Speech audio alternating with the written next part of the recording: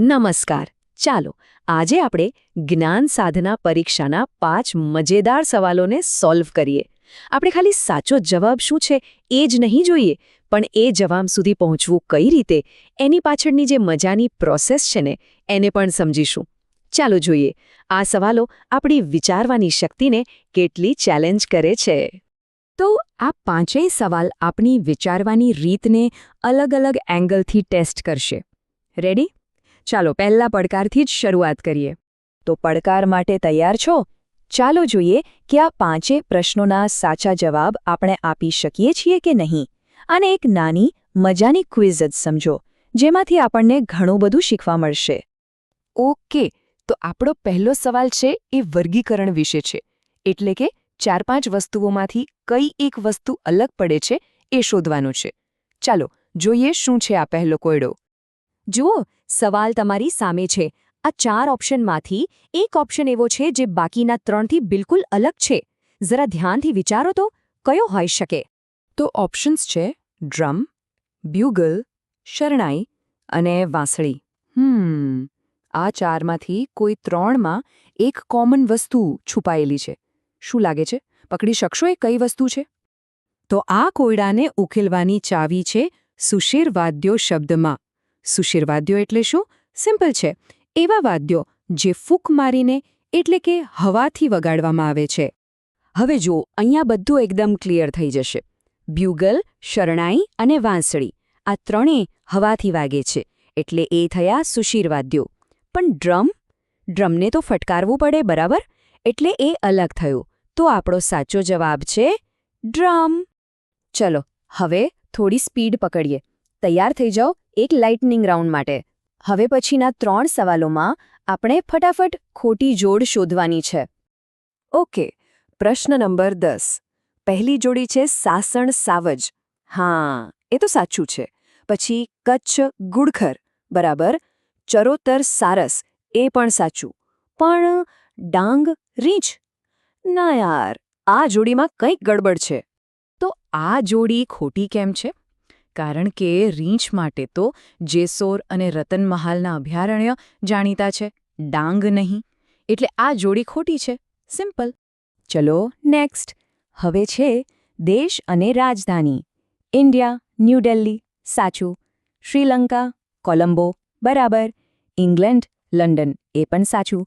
પણ Russia, Morocco? ના, અહીંયા ભૂલ છે. આ જોડી ખોટી છે. અને આ ખોટું કેમ છે? અરે, કારણ કે રશિયાની રાજધાની તો મોસ્કો છે. મોરોક્કો તો પોતે એક બીજો દેશ છે.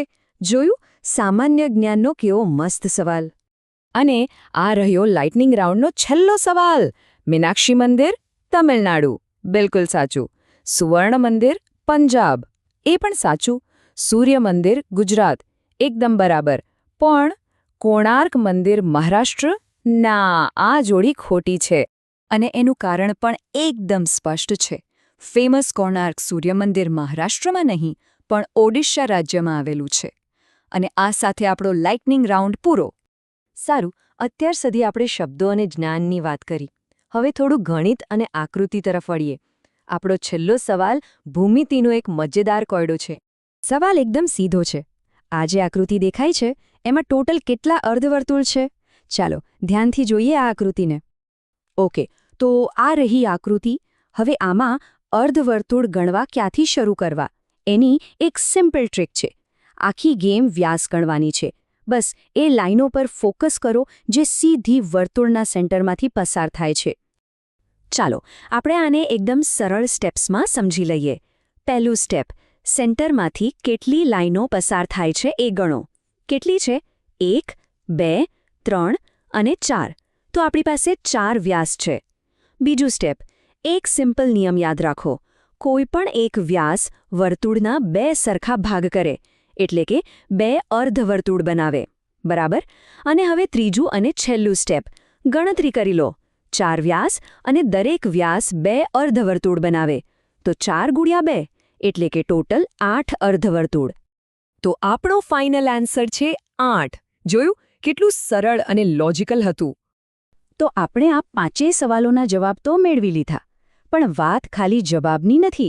આ આખી પ્રોસેસમાં આપણે આપણી કેટલીક બહુ જ કામની સ્કિલ્સને પણ શાર્પ કરી છે. જુઓ, આપણે વસ્તુઓને અલગ તારવતા શીખ્યા, એટલે કે વર્ગીકરણ કર્યું, આપણું સામાન્ય જ્ઞાન પણ ચકાસ્યું, આકૃતિવાળા સવાલમાં આપણે વિઝ્યુઅલ એનાલિસિસ કર્યું, અને આ બધાની પાછળ આપણું લોજિક, આપણી તર્કશક્તિ તો હતી જ. અને આ બધી સ્કિલ્સ ખાલી પરીક્ષામાં જ નહીં, પણ આપણી રોજની લાઈફમાં પણ બહુ કામ આવે છે. તો આ હતું આપણા આ 5 સવાલોનું સોલ્યુશન. આશા છે કે તમને બધાને મજા આવી હશે અને કંઈક નવું જાણવા મળ્યું હશે. હવે સવાલ એ છે કે શું આપણે આવા બીજા પડકારો માટે તૈયાર છીએ? જરૂર વિચારજો.